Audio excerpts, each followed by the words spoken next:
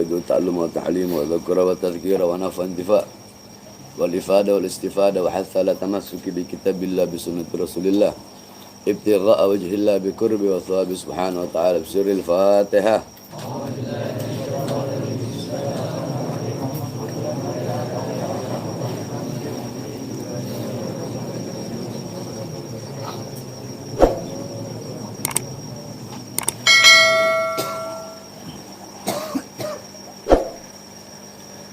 Bismillahirrahmanirrahim. Bau karir, anak ulangi yang semalam, biar nanti orang ingat.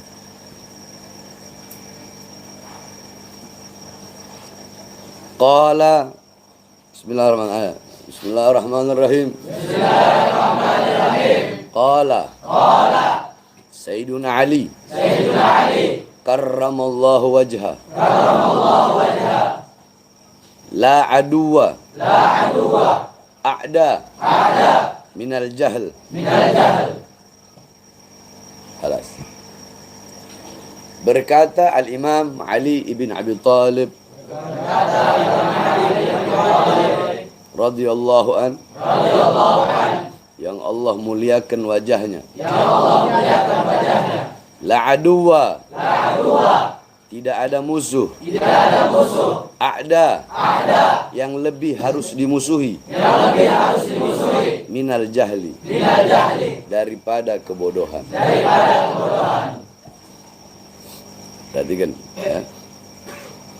Qala, berkata Sayyidina Ali karamallahu wajhah. Ini yang berkata Imam Ali bin Abi Talib radhiyallahu anhu. Al-Imam Ali bin Abi Talib radhiyallahu anhu wa karamallahu wajhah. Beliau adalah sepupu Rasulullah sallallahu alaihi wasallam. Menantu Rasulullah sallallahu alaihi wasallam. Sahabat yang paling dekat dengan Rasulullah. Sahabat yang pertama kali beriman kepada Rasulullah.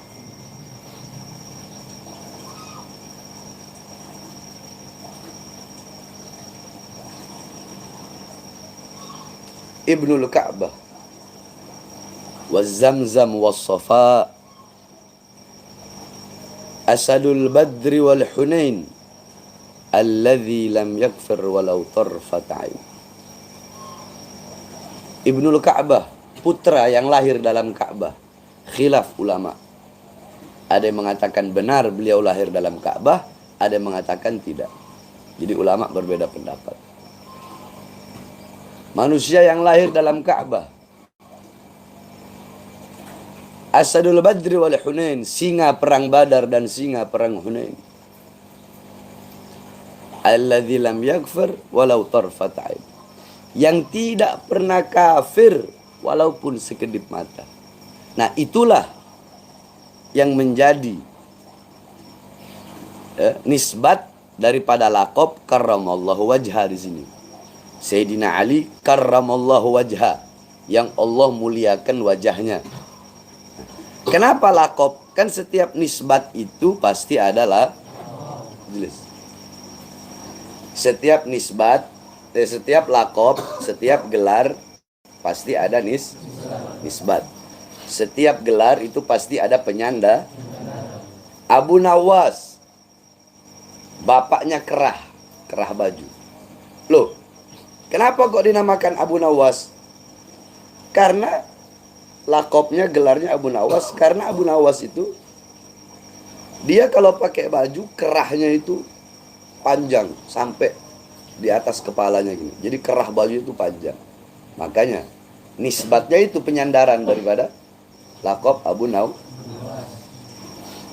Sufyan Ats-Tsauri. Ma makna Ats-Tsaur?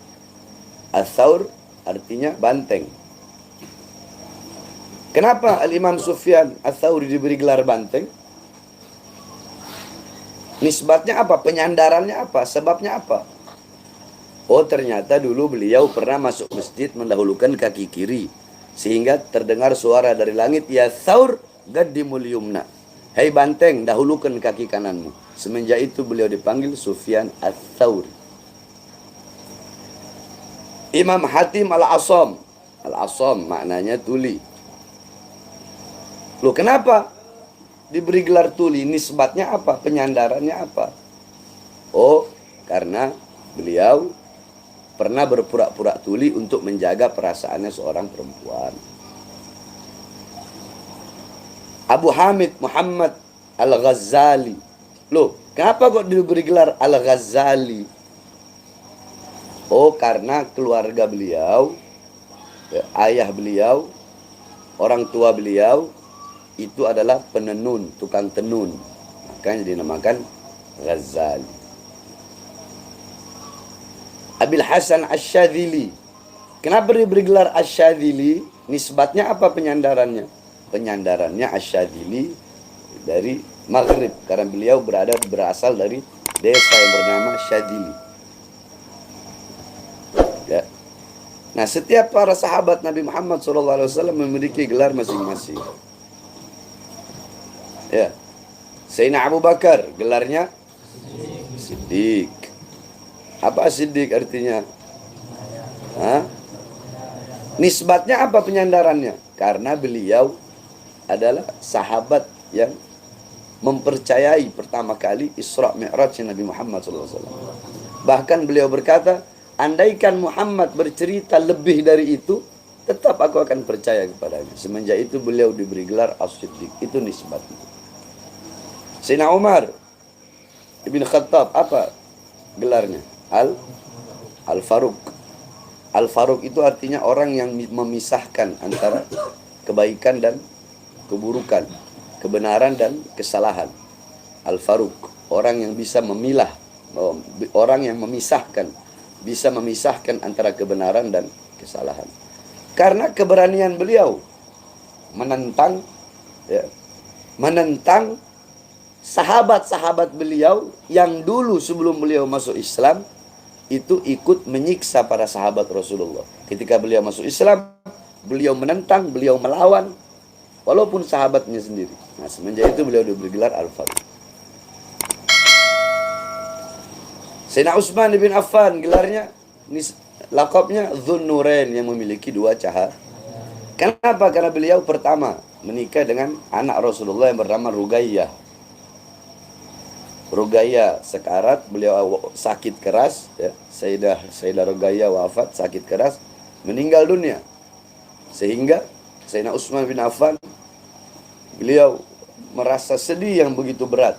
Akhirnya Rasulullah nikahkan dengan anaknya yang bernama Hafsah. Sehingga beliau diberi gelar Dzun-Nurain, yang memiliki dua cahaya. Nisbatnya adalah karena pernah menikah dengan dua putri Rasulullah SAW. Nah, Sayyidina Ali bin Abi Thalib berkata Sayyidina Ali, karramallahu wajha, yang Allah muliakan wajahnya. Kenapa? Karena beliau tidak pernah menyembah berhala seumur hidupnya. Beda dengan sahabat-sahabat yang lain. Para sahabat-sahabat yang lain radhiyallahu anhum pernah menyembah berhala. Akan tetapi Al-Imam Ali bin Abi Thalib tidak pernah. Beliau tidak pernah menyembah berhala. Makanya beliau diberi gelar yang Allah muliakan wajahnya. Karena wajah tersebut tidak pernah memandang berhala, menyembah berhala. Al-Imam Ali bin Abi Thalib, menantu Nabi. Menantu Nabi yang beda dengan yang lain. Sayyidah Fatimah radhiyallahu anha. Sayyidah Fatimah yang dalam Al-Quran Allah sebut sebagai Al-Kautsar. Dulu Nabi Muhammad SAW, semua anak laki-laki beliau wafat. Maka orang-orang kaum Nawasib ketika itu menyebut beliau dengan sebutan Abtar, Abtar, Abtar. Abtar itu artinya yang terputus. Beliau lewat disebut, ya Abtar, ya Abtar. Beliau lewat disebut, ya Abtar, ya Abtar. Sehingga beliau bersedih. Ketika beliau bersedih, turunlah ayat, Inna a'tayna kal kautsar. Sesungguhnya telah kami anugerahkan kepadamu, wahai Muhammad, perumpamaan Al-Kautsar. Siapa? Sayyidah Fatimah. Fasalli li rabbika wan, maka salatlah dan berkorbanlah untuk Tuhanmu. Inna syani'aka, yang menghinamu, yang mencacimu, yang memakimu, merekalah orang-orang yang terputus. Dan kata Rasulullah, kullu nasabin, semua nasab bersambung kepada ayahnya, illa Fatimah, illa abna Fatimah, kecuali putra-putra Fatimah. Putra-putra Fatimah nasabnya bersambung kepadanya. Nah, Sayyidah Fatimah radhiyallahu anha dilamar oleh para sahabat-sahabat.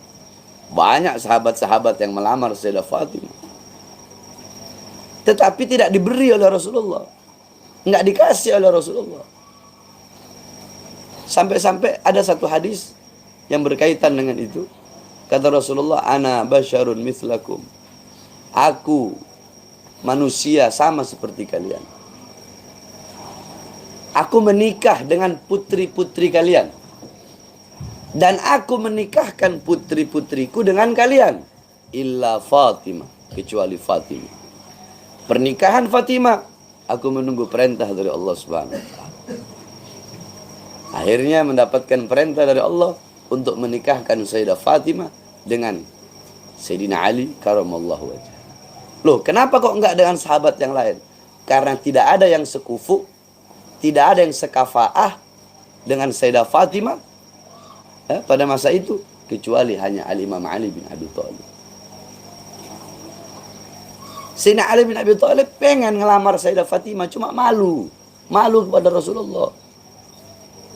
Sampai-sampai Rasulullah menyindir. Apa sindirannya Rasulullah? Apakah Ali tidak tahu kalau aku memiliki anak perempuan yang bernama Fatimah? Saking pengennya Rasulullah mengambil Imam Ali sebagai menantu. Rasulullah ngomong begitu. Apakah Ali nggak tahu kalau aku punya anak perempuan yang bernama Fatimah? Akhirnya Sayyidina Ali memberanikan diri melamar Sayyidatuna Fatimah radhiyallahu anha dengan dengan lamaran, yakni Sayyidina Ali bin Abi Thalib melamar Sayyidah Fatimah dengan mahar baju perang. Karena cuma itu satu-satunya harta beliau. Harta beliau satu-satunya baju beliau. Lamar, akhirnya menikah. Sayyidina Ali bin Abi Thalib salah satu daripada ahlul kisah. Ahlul kisah itu adalah golongan orang-orang yang diselimuti oleh Jibril alaihissalam. Siapa saja ahlul kisah? Rasulullah, Sayyidina Ali, Sayyidah Fatimah, Sayyidina Hasan, Sayyidina Husain. Orang-orang yang diselimuti oleh Rasulullah SAW. Sayyidina Ali bin Abi Thalib, sahabat yang paling pintar, sahabat yang paling cerdas. Sampai-sampai kata Rasulullah, ana madinatul ilm wa aliyu babuha. Aku kota ilmu, Ali adalah pintunya. Kalau ente orang pengen menyelami lautan ilmu Rasulullah, maka ente harus melalui ilmu Al-Imam Ali bin Abi Thalib. Ente pengen menyelam dalam lautan ilmu Rasulullah, harus melalui ilmu Ali bin Abi Thalib. Karena Imam Ali bin Abi Thalib lah yang memegang gerbang daripada kota ilmunya Rasulullah SAW. Cerdas. Bahkan para sahabat-sahabat Nabi yang lain, ketika diberikan pertanyaan kemudian tidak bisa menjawab, maka mereka pasti merujuk, mengembalikan kepada Imam Ali bin Abi Thalib radhiyallahu anhu. Contoh Sayyidina Umar bin Khattab. Ketika itu datang seorang rahib, seorang pendeta Yahudi. Ini pendeta nanya kepada Sayyidina Umar, wahai Umar, kalau kau bisa menjawab pertanyaanku, aku masuk Islam. Apa pertanyaannya? Yang pertama, sebutkan siapa saja makhluk-makhluk yang tidak punya ayah dan tidak punya ibu. Kedua, sebutkan makhluk yang punya ayah tapi tidak punya ibu. Kedua, Ketiga, sebutkan makhluk yang punya ibu tapi tidak punya ayah. Keempat, sebutkan gemboknya langit, kuncinya langit. Yang kelima, siapa kuburan yang berjalan selama 40 hari melewati seluruh samudra. Kuburan yang berjalan dalam bumi melewati seluruh samudra. Sayyidina Umar bin Khattab, beliau tidak bisa menjawab dan beliau membawa pendeta tadi kepada Al-Imam Ali bin Abi Thalib radhiyallahu anhu. Sayyidina Umar bin Khattab radhiyallahu anhu berkata, "Wahai Ali, aku tidak bisa menjawab pertanyaan daripada rahib." Kata Sayyidina Ali, "Apakah betul kalau aku bisa menjawab pertanyaanmu kau akan masuk Islam?" "Ya." "Baiklah, akan aku jawab pertanyaanmu." Dikasih pertanyaan tadi. Beliau sebutkan, "Ketahuilah, makhluk-makhluk yang tidak memiliki ayah dan tidak memiliki ibu. Pertama, Adam. Tidak punya ayah, tidak punya ibu. Kedua, domba Nabi Allah Ibrahim alaihissalam, yakni Nabi Ismail, ketika akan disembelih, Allah rubah menjadi seekor domba itu tidak ada ayah, tidak ada ibu. Ketiga, ularnya Nabi Allah Musa alaihissalam, ketika Nabi Musa melemparkan tongkat, tongkat itu menjadi ular, tidak ada ayah, tidak ada ibu. Yang keempat, ontanya Nabi Allah Saleh. Onta Nabi Allah Saleh. Unta Nabi Allah Saleh itu dari batu, keluar dari batu, tidak ada ayah, tidak ada ibu. Yang kelima, tanah liat yang Nabi Allah Isa tiup menjadi seekor tidak punya ayah, tidak punya ibu. Satu pertanyaan terjawab. Yang kedua, siapa makhluk yang punya ayah tapi tidak punya ibu? Beliau jawab, Siti Hawa. Loh, kok bisa ya? Adam, bapaknya manusia. Adam kan bapaknya manusia. Hawa Allah ciptakan dari tulang rusuk Nabi Adam sebelah kiri. Terus yang ketiga, punya ibu tapi tidak punya ayah. Isa Ruhullah alaihissalam. Nabi Allah Isa alaihissalam. Punya ibu, tidak punya ayah. Yang keempat, kuncinya langit, gemboknya langit. Apa itu? Syirik. Menduakan Allah. Ketika seseorang menduakan Allah, maka semua amalnya apanya tidak akan diterima oleh Allah. Terkunci langit untuknya. Doanya apanya semuanya. Yang kelima, kuburan yang berjalan selama 40 hari mengelilingi samudra. Apa jawab beliau? Nabi Allah Yunus alaihissalam ketika ditelan oleh ikan paus, yang dimana ikan paus itu bernama Nun. Ikan pausnya namanya Nun dalam kitab. Ikan paus yang bernama Nun yang membawa Nabi Allah Yunus berkeliling selama 40 hari. Lihat bagaimana kecerdasan daripada seorang Al-Imam Ali bin Abi Thalib radhiyallahu. Ada seorang wanita datang dengan kurma yang ada di mulutnya. Dia cerita bahwasanya ketika kurma tersebut masuk ke mulutnya, dia mau makan kurma, suaminya bilang, "Kau buang itu, kau lempar, kau muntahkan kurma itu, aku cerai engkau. Kau muntahkan kurma itu, aku cerai. Kau telan, aku cerai." Bagaimana caranya biar agar terpisah, agar tidak terjadi perceraian? Sedangkan kurmanya udah di mulut. Mau dibuang, mau dimuntahin, mau dikeluarin, jatuh talak. Mau ditelan, jatuh talak. Bagaimana caranya agar tidak jatuh talak?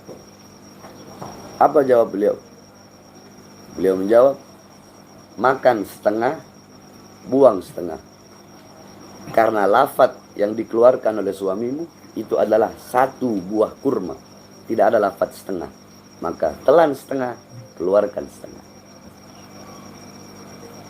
Bahkan ketika ada musyawarah, para sahabat musyawarah, paling banyak yang diambil pendapatnya, ra'yinya, pandangannya, ijtihadnya adalah ra'yi dan ijtihad al-Imam Ali bin Abi Thalib. Contoh, ketika Khalid ibn Walid radhiyallahu an menemukan kaum homo, ya, kaum homo atau disebut dengan liwat, ya. Ketika Khalid bin Walid menemukan kaum homo, para sahabat berkumpul, ini harus diapakan ini? Ini orang-orang yang homo ini harus diapakan? Apa hukuman yang harus kita berikan? Yang satu bilang, oh diginiin. Sahabat yang satu bilang, harus kita giniin. Sahabat yang satu bilang, harus kita gini. Apa kata Imam Ali bin Abi Thalib? La ya'mal kullu ummatin la ya'mal hadzal amal illa ummatan wahidatan. Faqad alimtum ma fa'alallahu biha. Tidak ada yang melakukan perkara ini. Karena itu pertama kali di zaman Rasulullah menemukan kaum homo. Kata Sayyidina Ali, tidak ada satupun umat, para nabi, para rasul yang pernah melakukan perbuatan seperti ini illa ummatan wahidatan, kecuali hanya satu umat, yaitu umat Nabi Allah Lut. Faqad alimtum ma fa'alallahu biha. Dan kalian tahu apa yang Allah siksa, azab apa yang Allah berikan kepada mereka, kata Imam Ali. Fa'ara, maka menurut pandanganku, menurut pendapatku, harikhum binar, bakar mereka dengan neraka. Bakar mereka dengan api, sebagaimana Allah membakar kaum Nabi Lut dengan api dari langit. Diambil pendapat itu. Nah, akhirnya ada larangan. Setelah itu timbullah larangan menyiksa, ya, menyiksa, menghukum manusia dengan api. Nggak boleh. Setelah adanya larangan itu, maka tidak boleh lagi menghukum manusia dengan api kecuali Allah Subhanahu wa taala, yakni dengan api neraka. Diambil pendapat Imam Ali. Penempatan tahun di zaman Khalifah Umar bin Khattab. Orang bingung, tidak punya tahun. Waktu itu pakai tahun tahun Qamariyah, hitung-hitungannya pakai bulan. Semua bingung. Ada satu sahabat yang bilang, bagaimana kalau kita ambil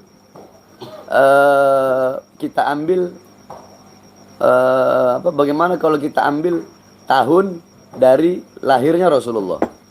Ada yang bilang, bagaimana kita ambil dari Rasulullah diangkat menjadi Rasul? Ada lagi pendapat, bagaimana kita letakkan tahun bagi umat Islam dari mulai wafatnya Rasulullah. Macam-macam pendapat. Gala Imam Ali bin Abi Thalib, dha'ulin nas, ya, kata beliau, letakkan bagi manusia sana tahun min narkil madinatil asnam ila madinatil iman. Letakkan bagi manusia, maksudnya letakkan bagi umat Islam tahun yang dimana mulai dari kita meninggalkan negeri berhala menuju negeri iman.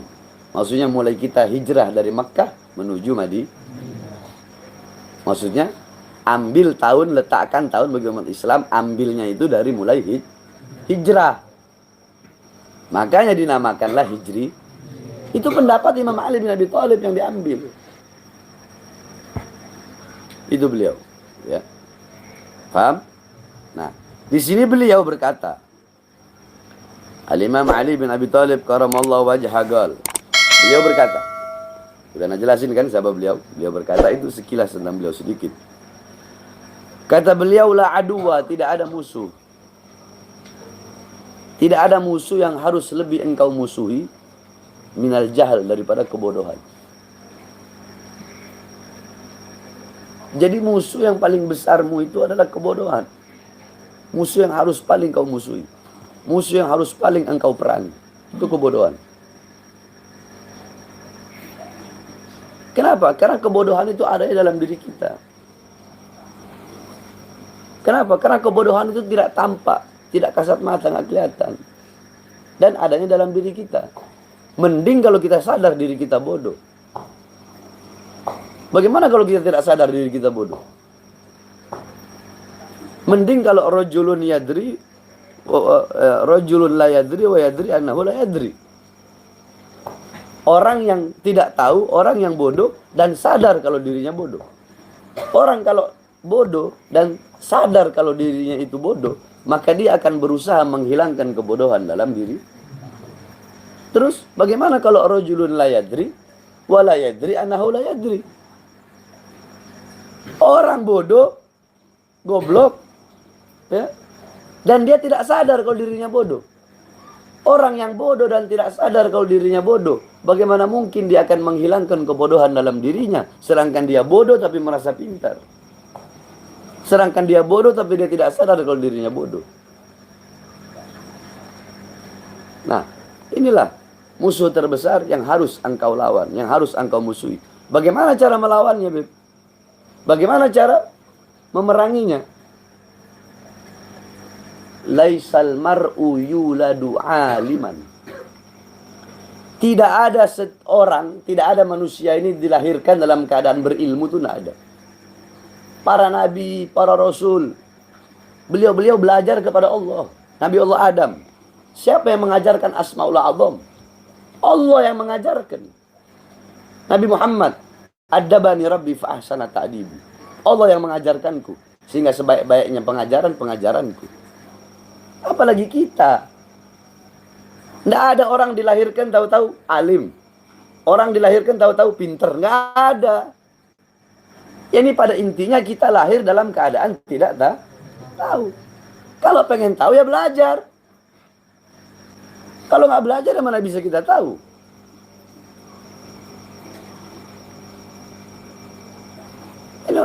Paham? Tidak ada. Mau siapapun. Mau ustadz, mau kiai. Bapak ente kiai, kakek ente kiai. Bapak ente habib, kakek ente habib. Nggak belajar. Ya nggak bisa jadi orang berilmu. Bapak ente kiai, kakek ente kiai. Kenapa mereka jadi kiai? Kenapa mereka jadi ustadz? Karena mereka belajar. Kenapa mereka jadi ulama? Karena mereka belajar. Ente walaupun anaknya ulama, tapi kalau ente nggak belajar, ya nggak bisa. Kedudukan ente disamakan dengan bapak dan kakek ente. Paham? Ada Habib alim. Bapaknya alim, kakeknya alim. Kenapa tuh Habib bapaknya alim, kakeknya alim? Karena bapaknya itu Habib, kakeknya itu Habib belajar. Nah kalau si Habibnya nggak belajar, Habibnya bodoh, ya tidak bisa disamakan kedudukannya dengan bapaknya dan kakeknya. Bodoh tetap bodoh. Nah, maka hilangkan kebodohan itu dengan apa caranya? Dengan belajar. Ingat, itu musuh paling besar itu. Musuh yang harus ente perangi. Jangan ente biarkan kebodohan dalam diri ente. Paham? Nah, sampai-sampai dikatakan, nah, orang bodoh itu yang kayak gimana sih orang bodoh itu? Waqi'un fi tarki ta'at wa fi'lil ma'asi sya'am aba. Orang bodoh itu mereka orang-orang yang terjatuh di dalam perbuatan, ya, meninggalkan ketaatan, melakukan kemaksiatan.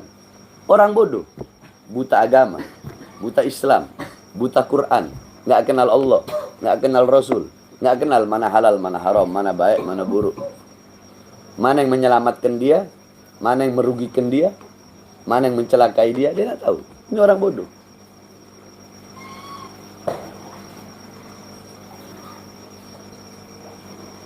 Mereka yang disibukkan dengan urusan dunia, harta, pangkat, jabatan, tahta, kekuasaan, sampai lupa kepada Allah Subhanahu wa taala. Ini orang bodoh. Ya, ini bodoh yang dimaksudkan di sini bukan bodoh dalam urusan duniawi, bukan. Banyak orang pintar urusan dunia, profesor, doktor. Tapi yang dimaksudkan bodoh di sini itu, Al-Imam Ali bin Abi Thalib mengatakan bodoh dalam urusan akhirat. Bodoh dalam urusan agama. Contoh begini. Kalau orang pintar, mereka akan bersungguh-sungguh dalam hal apa? Dalam hal yang sudah dijamin atau hal yang belum dijamin? Hah? Orang yang berakal, orang yang pintar, mereka akan bersungguh-sungguh mencari sesuatu yang belum dijamin atau mencari sesuatu yang sudah dijamin. Yang belum dijamin. Tapi coba ente lihat, kita lihat orang-orang sekarang, orang-orang kita ini. Mereka sibuk mencari sesuatu yang telah dijamin sehingga lupa kepada hal yang telah dijamin. Mereka sibuk mencari sesuatu yang sudah dijamin sehingga lupa terhadap sesuatu yang belum dijamin. Padahal mereka orang-orang yang pinter dalam urusan dunia. Maksudnya apa? Sibuk nyari harta, sibuk. Padahal udah dijamin. Tapi akhirat, sorga yang belum dijamin, mereka nggak bersungguh-sungguh. Harusnya kan kebalik. Kalau orang pinter, orang alim, ya orang pinter, mereka akan bersungguh-sungguh mencari sesuatu yang sudah dijamin. Apa mencari sesuatu yang belum dijamin? Apa itu? Sorga. Anak nggak dijamin sorga. Ente orang nggak ada dijamin sorga. Nah, kita harus bersungguh-sungguh mencari sesuatu yang belum dijamin. Tapi sesuatu yang sudah dijamin biasa-biasa aja. Itu kalau orang yang pinter, orang alim, orang yang mengenal, orang yang tahu, orang yang dekat. Tapi kalau orang-orang yang bodoh, orang-orang yang tidak tahu, mereka bersungguh-sungguhnya dalam urusan yang sudah dijamin, tetapi urusan yang belum dijamin mereka biasa-biasa saja. Bahkan mereka tinggalkan dan tidak mau tahu urusan itu. Buta Islam, nggak kenal Allah, nggak kenal Rasul. Qala Allah, wa ma khalaqtul jinna wal insa illa liya. Tidak aku ciptakan jin dan manusia kecuali untuk beribadah kepadaku. Terus lantas Allah ciptakan kita untuk beribadah kepada Allah. Dunia tempat untuk beribadah. Lantas bagaimana kita bisa beribadah kepada Allah kalau kita nggak tahu ilmunya? Makanya bodoh itu musuh yang paling harus ente musuhi. Hilangkan kebodohan dalam dirimu. Bagaimana caranya? Belajar. Nggak ada lagi cara lain. Tidak ada penghalang antara dirimu dengan ilmu. Walaupun ente mau muda, mau tua, mau kaya, mau miskin. Ente mau anak raja. Ente mau cucunya raja, cucunya Nabi Muhammad, cucunya ulama besar, mau cucunya siapa. Ente mau punya harta sebanyak apapun, ente mau harta ente kaya kayak Nabi Sulaiman, mau kaya mau miskin, siapapun wajib untuk belajar. Bagaimana cara ente bisa tahu cara beribadah kepada Allah kalau ente nggak belajar? Nah, makanya itu orang bodoh itu waqi'un fi tarki ta'at, terjatuh di dalam meninggalkan ketaatan kepada Allah, wa fi'lil ma'asi, dan melakukan kemaksiatan. Fa innahu, dan mereka nggak tahu, dia nggak tahu. Fa innahu la yadri ayu syai'in, dia tidak tahu perkara apa, sesuatu apa, at-ta'ah allati amarahu Allah bi fi'liha. Dia nggak tahu ketaatan-ketaatan apa saja, perintah-perintah apa saja yang Allah perintahkan baginya. Dia nggak tahu itu orang bodoh. Wala ayu syai'il ma'siyah, dan dia tidak tahu maksiat apa saja allati nahahullahu ani irtakabiha. Dia nggak tahu maksiat apa, perbuatan dosa apa, mau dosa kecil, mau dosa besar, yang harus dia jauhi. Dia nggak tahu. Yakni apa perintah Allah yang harus dia taati dan apa larangan Allah yang harus dia jauhi, dia nggak tahu. Hadzal jahil. Ini orang bodoh. Tapi masih mending kalau orang bodoh ingin menghilangkan kebodohan dalam dirinya. Dia masih mau belajar. Ada yang lebih parah.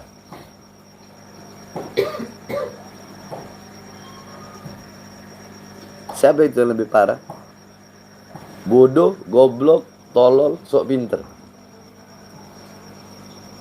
Ini kalau dalam bahasa nahwu, jahil murakkab. Jahil, bodoh yang tersusun. Batu di atas batu. Orang bodoh. Dia tidak tahu apa itu keberkahan, apa itu barokah. Kita orang ziarah ngambil berkah, dihina, dicaci. Orang bodoh. Kita orang ziarah para wali, Ya, dihina, dicaci. Apa itu ziarah itu? Nggak ada itu. Paham? Datang ke ulama-ulama, datang ke orang-orang soleh untuk mencari keberkahannya. Tapi karena kebodohan mereka, ya itulah. Makanya kata Imam Syafi'i apa? Aku sanggup berdebat dengan 1000 orang pintar. 1000 orang alim, aku sanggup berdebat. Tapi satu orang bodoh, aku tidak mau berdebat dengan satu orang bodoh. Kenapa? Ntar nular bodohnya. Ikut-ikutan bodoh nanti. Nah makanya ente orang hilangkan kebodohan dalam diri kita. Anak aja masih belajar sampai sekarang. Ada hal-hal yang anak nggak tahu, anak belajar. Terus Beb, sampai kapan anak harus belajar? Sampai kapan anak harus menghilangkan kebodohan dalam diri anak? Selama ente hidup, selama itu ente harus belajar. Itu jawaban dari para guru-guru kita orang. Umur, usia, tahta, pangkat, kedudukan, garis keturunan, nasab tidak jadi penghalang bagi seseorang untuk mencari dan menuntut ilmunya Allah Subhanahu wa taala. Paham tum?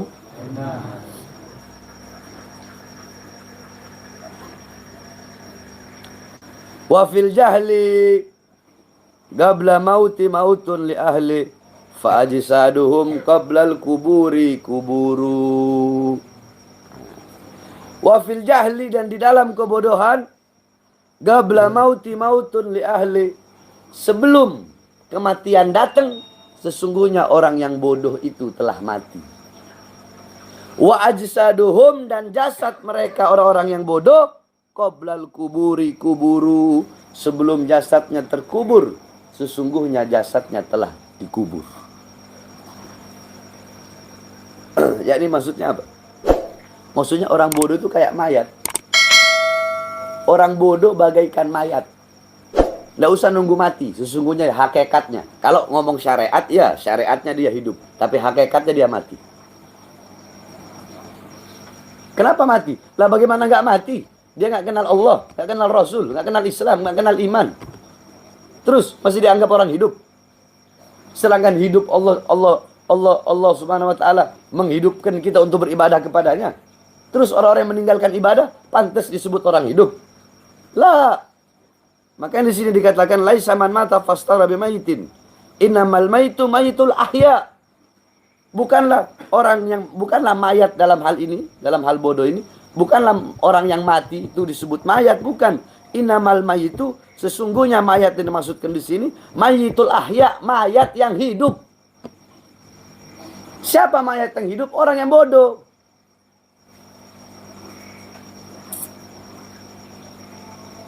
Walaupun mereka berjalan di siang hari, mayat.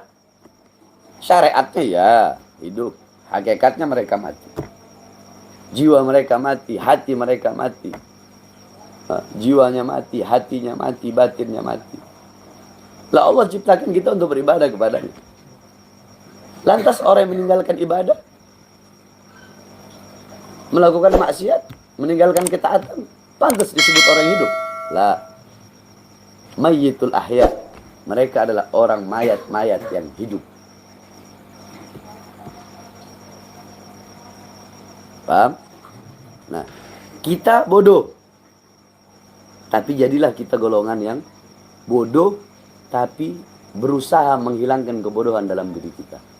Yakni kita memusuhi, melawan. Dengan cara apa, Bela? Jangan kita udah bodoh, tolol, goblok, terus sok pinter. Ini namanya bodoh yang tersusun. Bodohnya tersusun rapi. Batu, bukan batu di atas batu. Bodoh. Jadi ada dua golongan. Rajulun la yadri, wa yadri annahu la yadri. Yang kedua, rajulun la yadri wa la yadri annahu la yadri. Yang pertama, ada orang yang bodoh, tidak tahu, tapi dia tahu kalau dia tidak tahu. Maksudnya dia bodoh dan dia sadar kalau dirinya bodoh. Orang yang bodoh dan sadar kalau dirinya bodoh berarti apa? Dia berusaha menghilangkan kebodohan dalam dirinya. Dengan cara apa?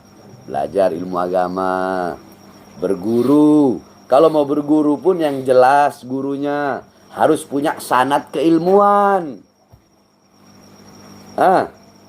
Harus punya sanad ilmu. Jangan asal berguru. Kalau asal berguru, akhirnya tersesat. Akhirnya bengkok. Harus jelas sanad keilmuan. Ente orang belajar sama ana. Sanad ilmu ana ada dari Habib Hussein As-Segaf. Ana punya guru.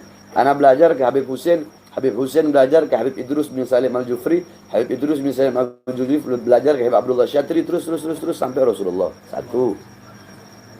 Apalin itu. Kedua, guru anak Abu Yazin Baharun. Abu Yazin Baharun. Ustaz Muhammad bin Idrus Al-Haddad. Al-Habib Saleh. Al-Idrus Malang. Beliau bertiga belajar ke Abu Yamaliki, Habib Muhammad bin Al-Maliki. Terus nyambung sampai ke itu namanya sanad keilmuan. Sehingga nggak sembarangan ngomong. Setiap berbicara ada maroji, ada landasan. Berguru pun nggak boleh asal-asalan. Berguru kepada guru yang punya sanad keilmuan yang sambung sampai kepada Rasulullah. Ya, banyak sekarang ini orang bodoh. Bodoh yang jadi tadi yang terakhir itu. Bodoh tapi ngerasa pinter. Ngoceh sana, ngoceh sini, ngomong ini. Tapi bodoh. Dan tidak sadar kalau dirinya bodoh. Dan bahkan dianggap pinter oleh orang-orang.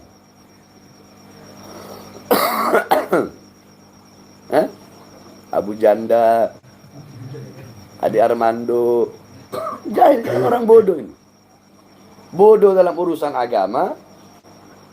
Berbicara agama. Oke lah kalau tahu urusan agama terus berbicara agama. Bodoh dalam hal agama. Terus mau sok-sokan kayak sok tahu dalam hal agama. Padahal bodoh agama, buta agama. Baca Fatihahnya masih berantakan. Kita orang belajar Fatihah 1 tahun. Banyak. Orang bodoh ngoceh, ngomong bla bla bla bla bla bla bla bla bla bla bla. Tapi dianggap pinter. Ini banyak nih begini. Paham?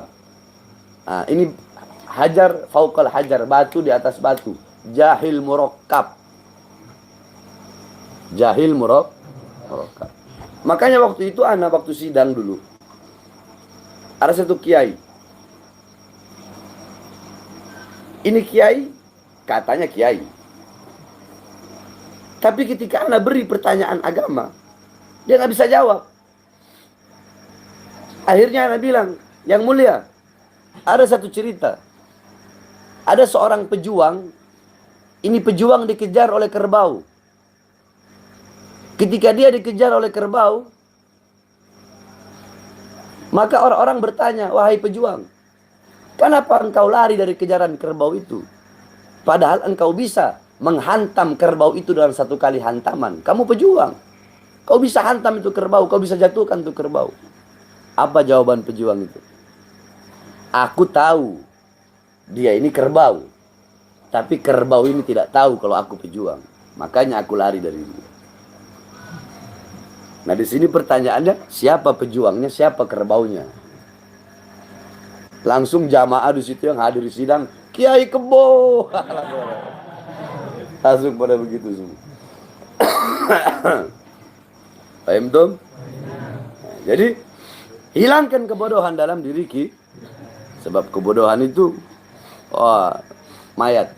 Nah, yang menentukan bukan ana, bukan ana. Ana cuma menyampaikan amanah. Ana punya sedikit ilmu yang ana tahu, ana sampaikan ke ente orang. Yang punya niat, yang punya kemauan untuk menghilangkan ya ente sendiri. Ana, ya Rasulullah balaghtul amanah. Ya Rasulullah, aku telah sampaikan amanah. Aku sampaikan ilmu kepada kalian. Dan ana berusaha. Ana berusaha memberikan pemahaman, penjelasan yang sesuai dengan kadar akal kalian untuk menerima. Ana berusaha. Ada orang yang nggak mau tahu. Dia cuma ngajar aja. Dia nggak mau tahu mau itu orang paham mau enggak. Ada yang begitu.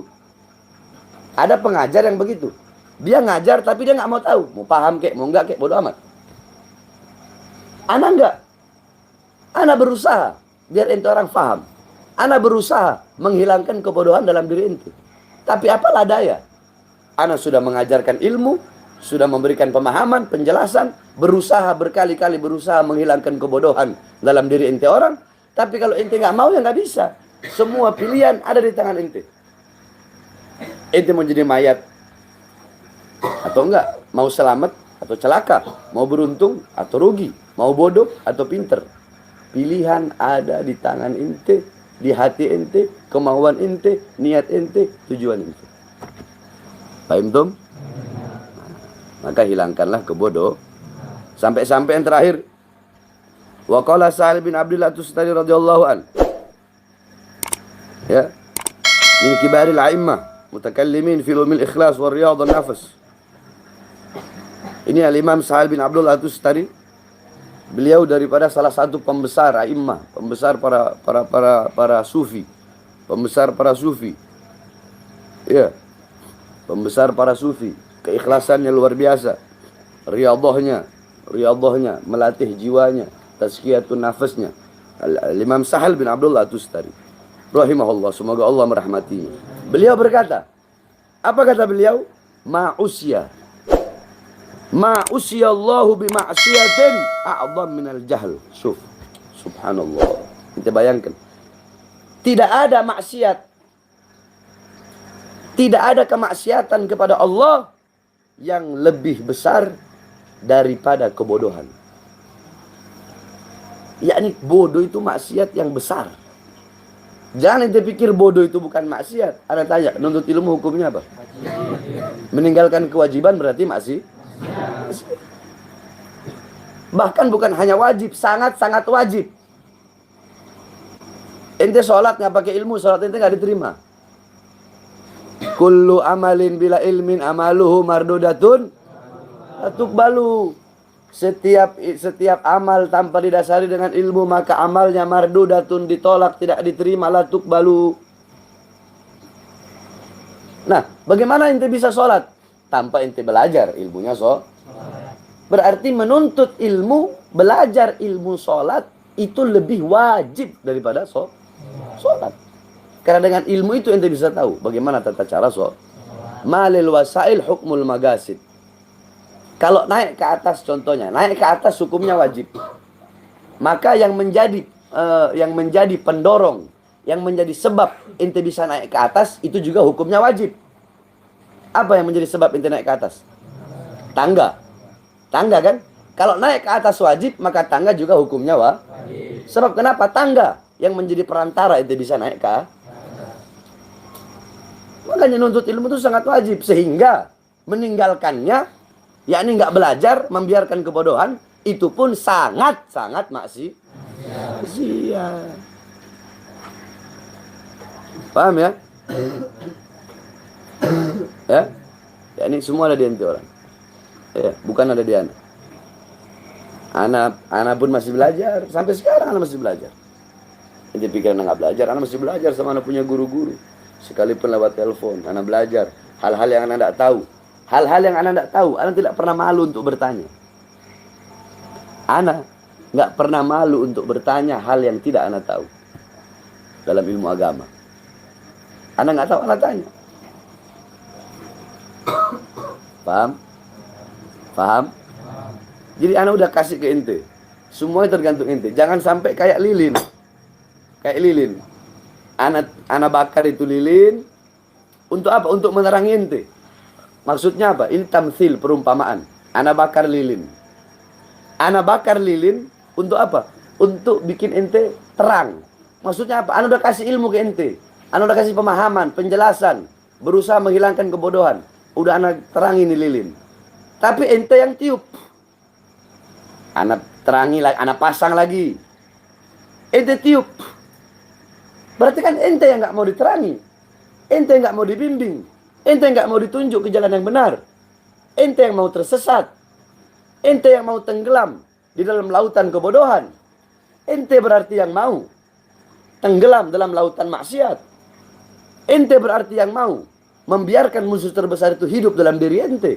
Ana udah nyalakan lilin ini untuk menerangi ente. Ente tiup. Ana ini lagi. Ente tiup lagi. Ana ini lagi. Ente tiup lagi. Paham? Paham? Akhir. Ya. Nanti besok masih tentang bab ilmu. Wallahu a'lam. Ya Rabbana atarafna